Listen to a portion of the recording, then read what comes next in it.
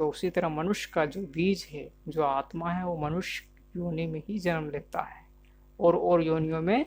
नमस्कार मित्रों, welcome back to my channel. इस चैनल में एक बार फिर से आपका बहुत बहुत अभिनंदन है, बहुत बहुत स्वागत है मित्रों। तो आइए जानते हैं रोज़ की तरह न्यू टॉपिक में लेकर एक और न्यू टॉपिक में आपका स्वागत है। जी हाँ, आज का टॉपिक है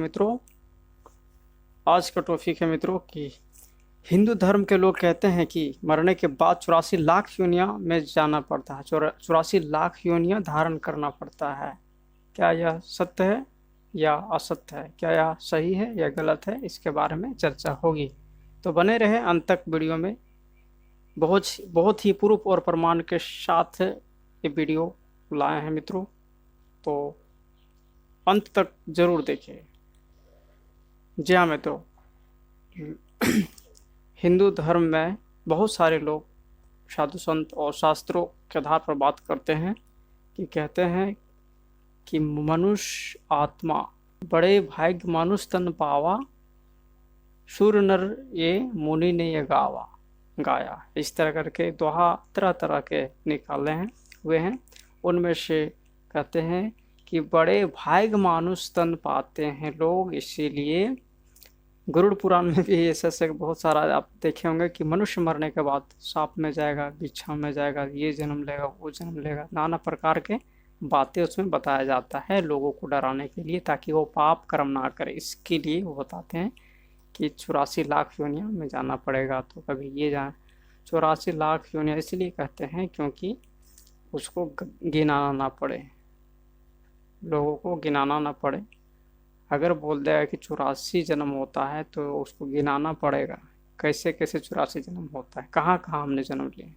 तो इसीलिए उन लोग कह देते हैं कि 84 लाख योनियां भ्रमण करने के बाद मनुष्य तन पाते हैं। ये बहुत दुर्लभ है, इसीलिए अच्छा कर्म करे और मनुष्य जन्म पाए। लेकिन ऐसा नहीं है, सच्चाई बता देना चाहिए लोगों को। तो आइए मैं कोशिश करता हूँ मित्रों, शास्त्रों के आधार पर ऐसा क्या कहा है।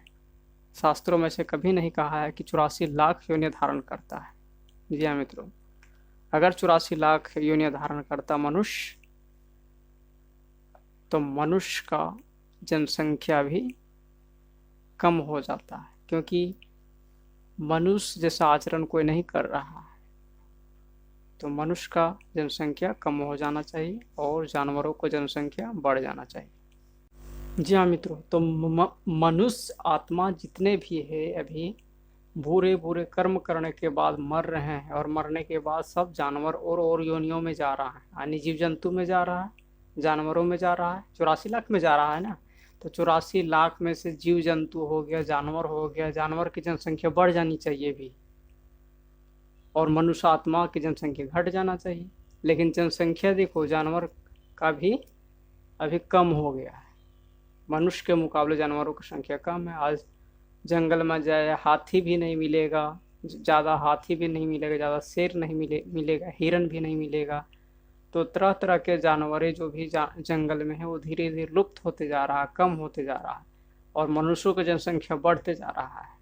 अगर मनुष्य 84 लाख में जाता तो 84 लाख की योनियां बढ़नी चाहिए, जैसे जानवर में कीट, पशु, पंछियों की जनसंख्या बढ़ना चाहिए, वगैरह वगैरह, ये सब जनसंख्या बढ़ना चाहिए, और मनुष्य का जनसंख्या कम हो जाना चाहिए।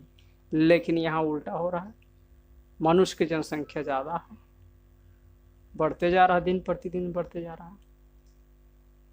500-700 करोड़ मनुष्य आत्मा अंत में, कलयुग के अंत में दिखाई देंगे।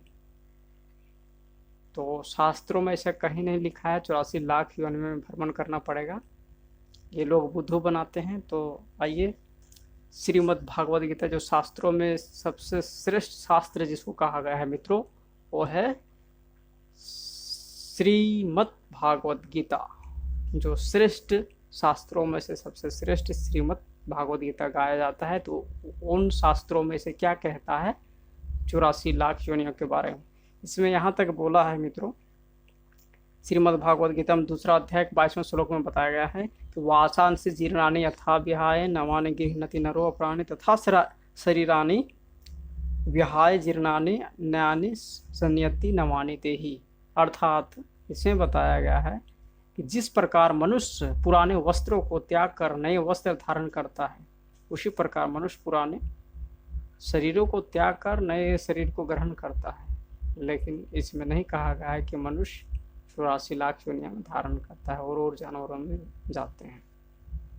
जी हाँ मित्रों, अब जानते हैं दूसरा अध्याय का 27 श्लोक में क्या कहता है श्रीमद् भागवत गीता।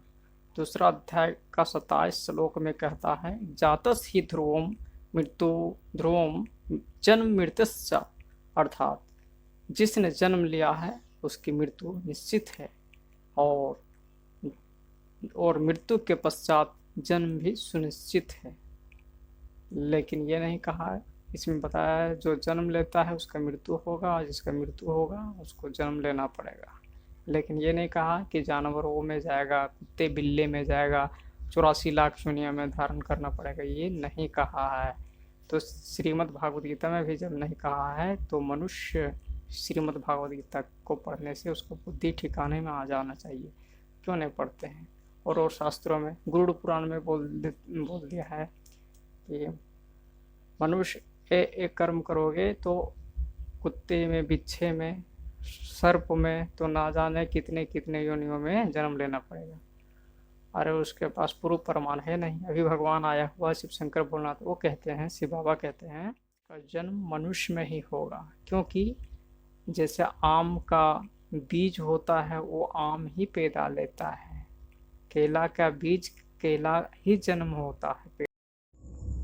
आम का बीज होगा आम में ही पैदा होगा ना, आम का जगह जामुन थोड़ी पैदा हो सकता है। केला का बीज होगा तो केला ही न पैदा होगा, केला के जगह इमली पैदा थोड़ी ना हो जाएगा जी। इसी प्रकार मनुष्य का जो बीज है वो मनुष्य में ही जन्म लेते हैं, ठीक है। और योनियों में जाने की इसमें आवश्यकता ही नहीं। शिव बाबा ये कहते हैं मुरली में। तो आपको अगर समझ में आया है, आशा है कि हिंदू धर्म के सभी लोगों को सद्बुद्धि दे परमात्मा, समझ दे और उनका मति ठिकाने में आ जाए और जल्द से जल्द बीके हो या पीवीके सेंटर में आके अपना भक्ति को पूर्ण करे और भक्ति से ज्ञान मार्ग की ओर जाए। यही हमारा सबसे विनती है। सर्वे भवन्तु सुखिनः, सर्वे सन्तु निरामया। वीडियो अगर पसंद आया हो तो इंसान को इशारा काफ़ी। आज के लिए बस इतना ही। जय हिंद, जय भारत।